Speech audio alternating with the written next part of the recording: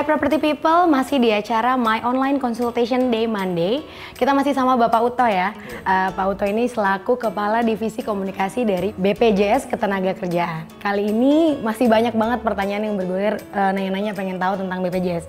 Tapi sebelumnya kan gini Pak, usia produktif itu sekarang kebanyakan jatuh di tangan generasi milenial. Nah, generasi milenial itu kebanyakan ada juga yang kerjanya freelance. Mungkin nggak dapat BPJS dari kantornya, seperti itu. Nah, kalau gimana sih caranya kita untuk mendapatkan BPJS Ketenagakerjaan? Jadi memang BPJS Ketenagakerjaan itu melindungi baik pekerja formal maupun pekerja informal. Kalau freelance itu banyak mungkin dikategorikan sebagai pekerja informal ya. Iya, betul. Nah, jadi pekerja informal bisa mengikuti atau wajib mengikuti 2 program. Sebenarnya kita nggak bisa nyebutin wajib. Justru itu hak sebenarnya. Wajib secara regulasi. Tapi itu hak dari setiap pekerja untuk mendapatkan perlindungan. Nah, pekerja informal itu berhak untuk mengikuti 2 program. Jaminan kecelakaan kerja dan jaminan kematian. Oh, baik. Tapi untuk dapat fasilitas pembiayaan perumahan, mereka harus mengikuti program jaminan hari tua. Baik. Nah, apa sih bedanya sebenarnya? Nah, di episode sebelumnya kita belum cerita nih soal manfaat-manfaat program ini. Iya, betul. Jadi yang pertama, jaminan kecelakaan kerja. Secara garis besar, jaminan kecelakaan kerja itu melindungi si pekerja mulai dari dia keluar rumah, di perjalanan, sampai balik lagi ke rumah, dan di tempat kerja. Apapun kecelakaan yang terjadi dalam koridor itu kita lindungi, pengobatan sampai sembuh tanpa batasan biaya. Kalau sampai tidak dapat bekerja, mendapatkan penggantian upah selama bekerja. Baik. Kalau sampai terjadi musibah sampai meninggal, mendapatkan penggantian 48 kali upah, 48 kali upah yang dilaporkan, bahkan juga mendapatkan beasiswa kepada 1 orang anak. Oh, baik.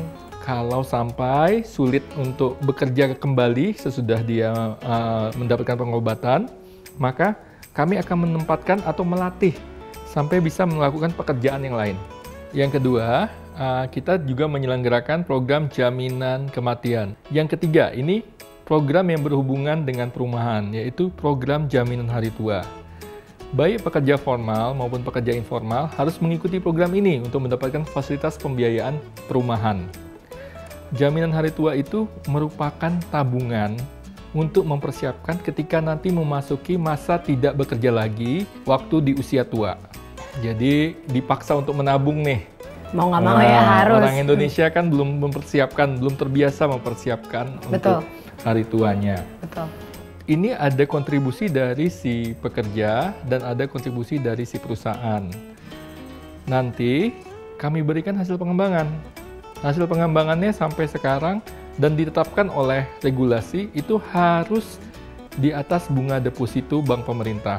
Jadi tanpa resiko dan hasil pengembangannya di atas suku bunga deposito bank pemerintah. Untuk bisa mendapatkan fasilitas pembiayaan perumahan harus mengikuti minimal 3 program bagi pekerja informal, yaitu JKK, JKM, jaminan kecelakaan kerja, jaminan kematian, dan jaminan hari tua. Oh, baik-baik. Ini cukup jelas banget nih, Pak. Nah, kita langsung masuk aja ke beberapa pertanyaan dari Property People. Salah satunya ini dari @Rofi Anita. Bagaimana caranya mengajukan KPR rumah dengan BPJS Ketenagakerjaan? Kemudian di sini prosesnya kira-kira berapa lama, Pak? Jadi memang kita dalam melakukan program ini, dalam melaksanakan program ini tidak bekerja sendiri karena kami bukan lembaga pembiayaan, kami tidak boleh menyalurkan pinjaman. Kita bekerja sama dengan perbankan. Di episode sebelumnya kita sudah sebutkan bahwa kita sudah bekerja sama saat ini dengan Bank Tabungan Negara atau Bank BTN. Kedepannya akan kita bekerja sama dengan bank pemerintah lainnya. Prosedurnya seperti apa? Ya. Jadi prosedurnya sebenarnya sama persis seperti prosedur kredit yang berlaku di perbankan. Peserta tinggal mengajukan permohonan kreditnya kepada bank, nanti akan diproses oleh perbankan, dianalisa kelayakan kreditnya, mulai dari BI checking, cek penghasilan. Setelah melewati tahapan awal dari seleksi kredit, bank akan melakukan pengecekan kepada cabang kami untuk memastikan kepatuhan dan ketertiban si pekerja sebagai peserta BPJS Tenagakerjaan. Dicek nanti berapa lama sudah menjadi peserta, apakah iurannya tertib, apakah administrasi kepesertaannya tertib. Kalau dinyatakan layak oleh cabang kami, barulah bisa mendapatkan fasilitas pembiayaan perumahan dari BPJS Tenagakerjaan. Jangka waktunya kita samakan dengan jangka waktu dari SOP dari si banknya. Kita serahkan kepada banknya masing-masing. Nah, untuk pertanyaan kedua ini datang dari @afif_rizkif. Apa kelebihannya mengajukan pembiayaan rumah dari BPJS Ketenagakerjaan dengan bank KPR lainnya? Oke, yang menjadi kelebihan dari fasilitas pembiayaan perumahan dari BPJS Tenagakerjaan itu dari tingkat suku bunganya. Tingkat suku bunga yang diberlakukan baik untuk KPR non-subsidi, pinjaman uang muka, maupun pinjaman renovasi rumah, itu sebesar tingkat suku bunga acuan, yaitu BI Repo Rate saat ini, ditambah 3%. Nah, BI Repo Rate itu memang fluktuatif, naik turun. Tapi plus 3%-nya itu akan terus sama sepanjang masa kredit. Jadi kalau dibandingkan dengan kredit komersial di luar sana, biasanya memang waktu awal-awal itu relatif rendah, tapi semakin lama akan semakin tinggi dengan margin yang tidak akan dipatok sebesar yang kami tetapkan tadi. Nah, baik Pak Utoh, kira-kira nih untuk para generasi milenial di Indonesia yang belum punya rumah nih, kira-kira Pak Utoh ada tips apa nih? Karena kan mumpung BPJS Ketenagakerjaan punya program khusus nih untuk pembelian rumah. Nah, kira-kira Pak Utoh ada tips apa?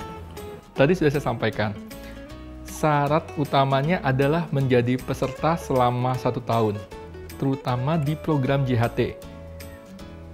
Dan harus dipastikan, tertib nggak pembayarannya? Sekarang para pekerja bisa ngecek sendiri. Bagaimana sih kepesertaan BPJS Tenagakerjaan saya? Silakan download aplikasi BPJS TK Mobile. Ada di Android atau di iOS di marketnya.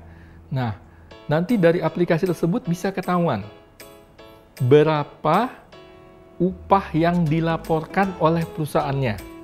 Sudah sesuai belum dengan upah yang sebenarnya? Itu yang pertama.